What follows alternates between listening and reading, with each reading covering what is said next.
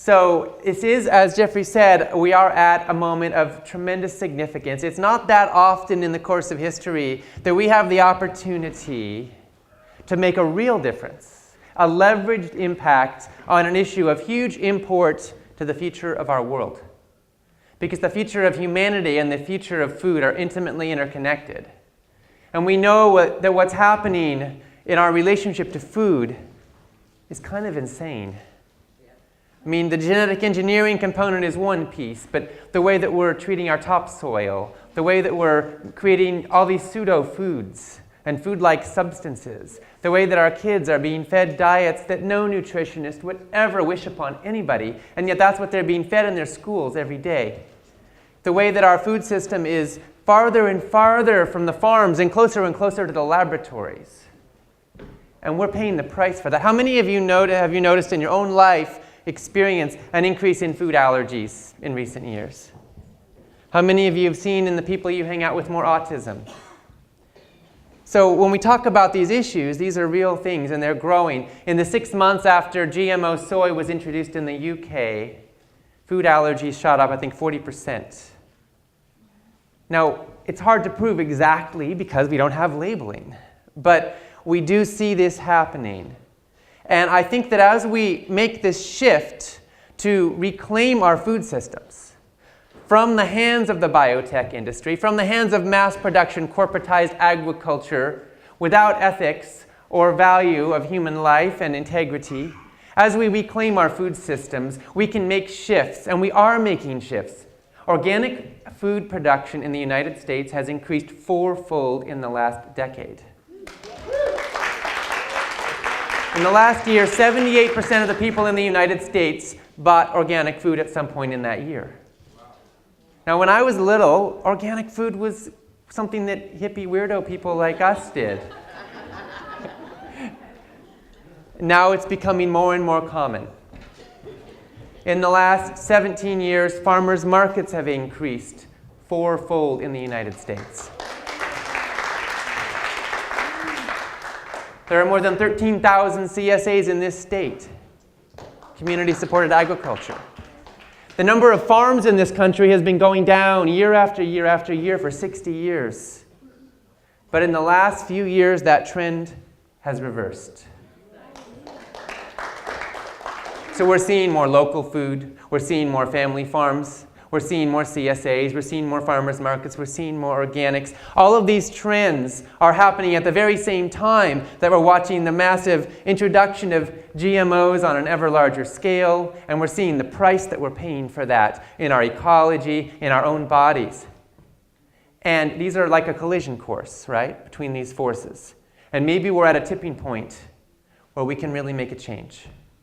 You know, in national electoral politics, most people don't really care what happens in Santa Cruz because our state is considered a blue state and, you know, it's not considered significant, right? But on this issue, every vote counts. Every single vote matters and will be pivotal. Now, right now in the state, 65% of the population supports Proposition 37, but most people don't have a clue what it is. So when the biotech industry spends tens of millions of dollars trying to push their agenda and promote their view on the topic, we're going to need a massive citizen organizing effort to counter that. And I think we're getting one. And that is something I find incredibly exciting because if we get labeling in this state, we get labeling nationwide, right? Now, when you consider that there's labeling in every country in the European Union, and in Russia, and in China, and in Japan, and in many other places, it's not this crazy hippie dream. It's very practically doable. And as Jeffrey said, of course, it's not just about the right to know. It is also about the right to protect ourselves for those who want to. Now, some people are also taking action on this issue in another way, which is by selective boycotts, focusing on one company at a time and saying, we're not going to support your company until you go non-GMO. So a lot of people are focusing right now on Kellogg's. And there's a boycott of Kellogg's. And here's a cool thing I just did, and I thought we should do this a lot more. You can go onto Kellogg's Facebook page, and you can say, I'm boycotting your company until you go non-GMO. A lot of people start doing that. Do you think that's going to get some attention? They're using that Facebook page to market themselves, right? So you can go straight into the heart of their own marketing PR machine and put your message out there. So these are some of the efforts, and I think they're very important. And we may see some struggle within, if we pass Prop 37 in this state, as I anticipate we will on November 6th.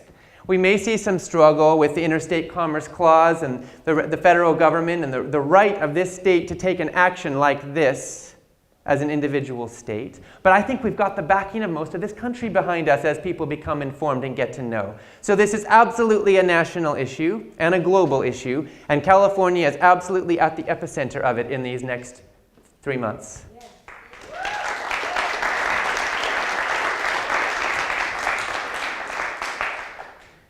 So we have an idea what's at stake, and of course in 45 minutes, Jeffrey can only say so much about the costs. The list even goes on. I mean, the enormity of what we're facing, the cost of what we're doing right now is so massive, and the hubris of it. And we don't know what the consequences are of tampering with the gene pool of life itself. But we do know that we can take action now. We can't put the genie back in the bottle, but we can take action now. We can shift the course. We can change this direction and move in a new direction. And the movement to label GMOs can be a tipping point towards a new way of relating to food and agriculture that is respectful of the earth and that builds community and that says that people's health and the health of our environment is more important than a few companies' profits.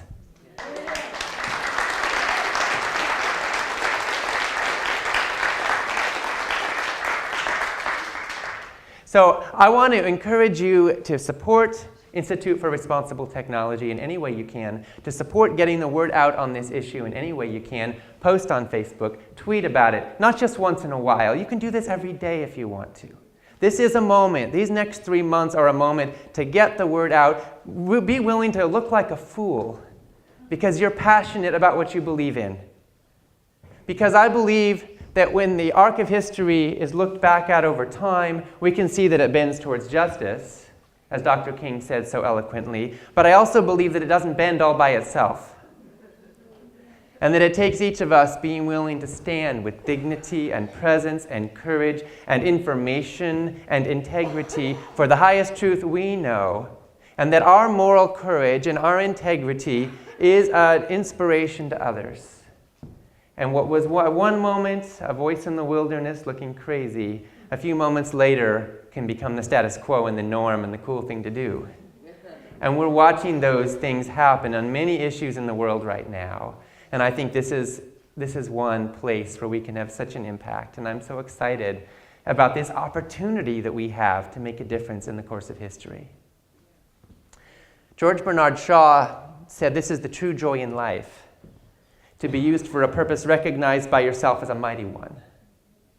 To be a force of nature instead of a feverish clod of ailments and grievances.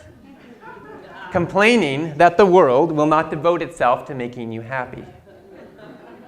He said, "I'm a member of the community, and as a member, it is my privilege to do for it whatever I can before I die. Life is no brief candle to me. It's more of a splendid torch that I want to burn as brightly as possible before handing it on to future generations." So I want to thank you for burning your candle or your torch as brightly as you can, because together we can shed light on this world and we can help illumine a brighter future that our children and all children to come will be grateful for. As we're moving forward, my dad, John Robbins, and I have been working together for some time, and we've launched the Food Revolution Network. And I want to just share with you the resource that is. If you go to foodrevolution.org, you can sign up for free. And our commitment is we're focusing a lot on the GMO issue right now.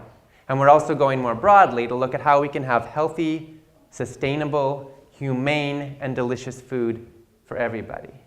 How we can reverse the course away from mass production, genetically engineered, pseudo-food-like products towards healthy, nutritious, sustainable, local, vibrant, thriving economies with food as a source of richness and joy and connection and community and aliveness and delight. How we can learn from what modern science is telling us And ancient wisdom traditions are telling us and how we can build a food culture that is harmonious with the highest aspirations of the human spirit. So we do that through seminars and emails and online free events and interviews with people like Jeffrey and a lot of other experts on the GMO issue and many of the other pertinent issues of our day. And it would be an honor to have you join with us at foodrevolution.org. And in closing, I just again want to say that we are at such an exciting moment in history because we don't know what's going to happen, but we know that what we do matters, big time. So let's use our minds, and let's use our hearts, and let's use our muscles in service to what we love, to what we're committed to the highest aspirations that live in us. Because the future of life on this planet, I believe, is counting on what we do today. Thank you so much. Amen.